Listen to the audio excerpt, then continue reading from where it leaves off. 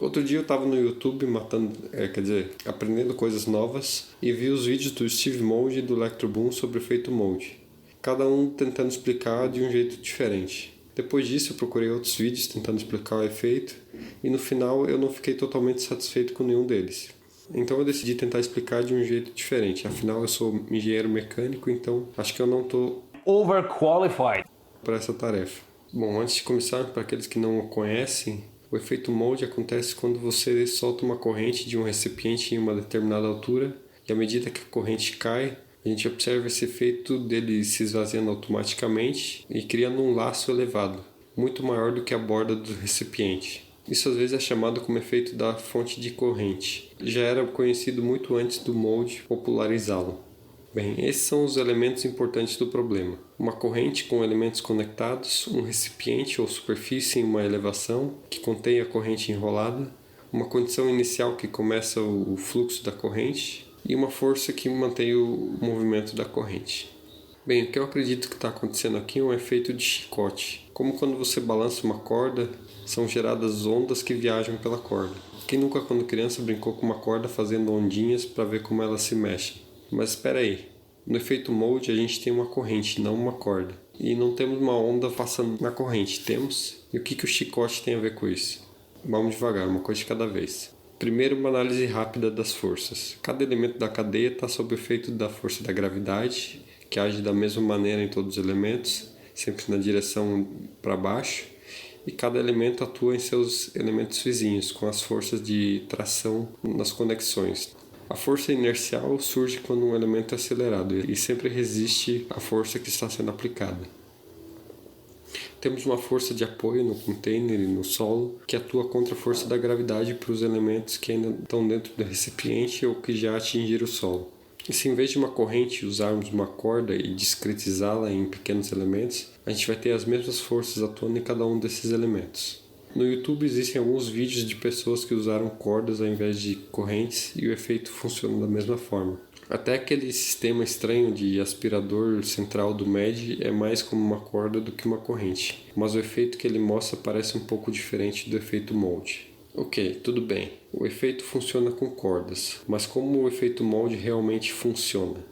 Acho que todos podemos concordar que a força mais importante aqui é aquela que puxa a ponta da corrente. Ela é responsável por manter a corrente em movimento. No outro extremo a gente tem a corrente enrolada, onde cada elemento é estacionário até que o próximo elemento comece a puxá-lo e ele comece a se mover. Até agora tudo normal, isso deve acontecer com qualquer corrente ou corda caindo de uma superfície elevada para uma superfície inferior. Como é que o laço levantado se forma? Em alguns casos a gente tem que dar uma mãozinha.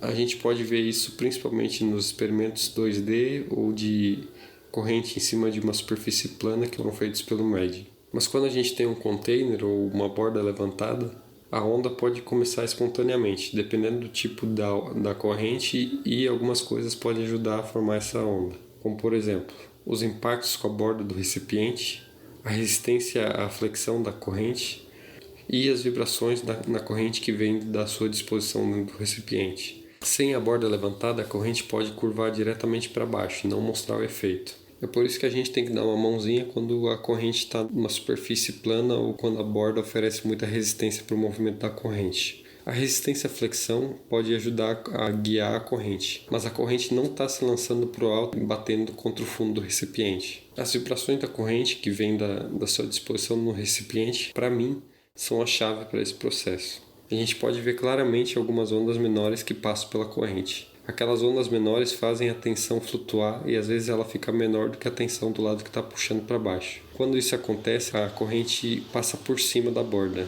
Acho que esses são os chutes que os caras de Cambridge estavam procurando.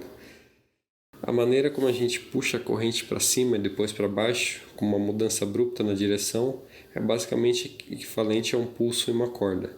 E esse pulso viaja na direção do recipiente. Eu vou chamar ele aqui de onda maior. Mas espera aí, por que eu mencionei um chicote? Bom, essa foi a primeira associação que eu fiz, porque quando essa corrente acaba, ela chicoteia no ar. E isso é exatamente o que está acontecendo com a mangueira do aspirador do MED. Quando ela chega perto do final, tem menos massa para puxar, então ela acelera e chicoteia. Mas se você fizer um pulso em uma corda, você vai ver que ela vai enfraquecendo ao longo do caminho. Isso porque ela está dissipando essa energia. Então tem que ter um jeito para a onda maior se sustentar. A gente pode ver claramente que ela cresce, então ela tem que estar tirando energia de algum lugar. Bom, as ondas menores viajam na direção oposta, indo do recipiente até o chão. Então talvez a gente pode pensar isso em termos de interferência entre ondas. Quando duas ondas viajam em direções opostas no mesmo meio, a gente pode ter interferência construtiva quando duas cristas ou dois vales se encontram, e interferência destrutiva quando uma crista se encontra com um vale. Se fosse só isso, a onda maior deveria apenas flutuar para cima e para baixo, com as ondas menores, mas nunca crescer, então tem que ter alguma coisa a mais acontecendo. A minha hipótese é que essas ondas menores refletem de volta nessa porção em que a corrente é puxada para baixo, pelo menos parcialmente. Ondas normalmente refletem quando elas encontram uma barreira. Acho que essa mudança de direção pode ser considerada como tal. Dessa forma, a gente captura parte dessas ondas menores e sua energia no pico da onda maior, que é acumulada como energia potencial, fazendo o laço crescer. Para testar essa hipótese, poderíamos tentar suprimir essas ondas, endireitando a corrente antes de ser puxada. Isso poderia ser feito com algum tipo de guia, mas pode-se argumentar que as perdas vão ser muito altas, desacelerando a corrente e impedindo o efeito dessa maneira. A gente teria que medir a velocidade da corrente com e sem a guia para ver se tem uma diferença significativa. Outra maneira que a gente podia testar isso é colocando a corrente de forma reta em cima de uma superfície, como uma mesa, e fazer ela cair sobre a borda.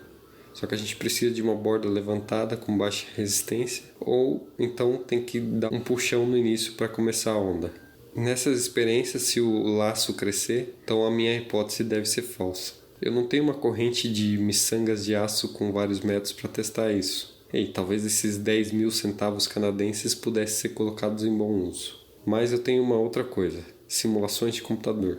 Eu pensei em fazer uma simulação eu mesmo, mas isso teria levado algum tempo. E eu achei essa simulação muito boa feita pelo Matt Palermo, que funciona diretamente no navegador. Nessa simulação a gente não tem a resistência à flexão entre os elementos, mas o efeito molde acontece da mesma forma. O modelo consiste em pontos de massa conectados por links elásticos e inclui a força da gravidade e interações com o recipiente e o piso.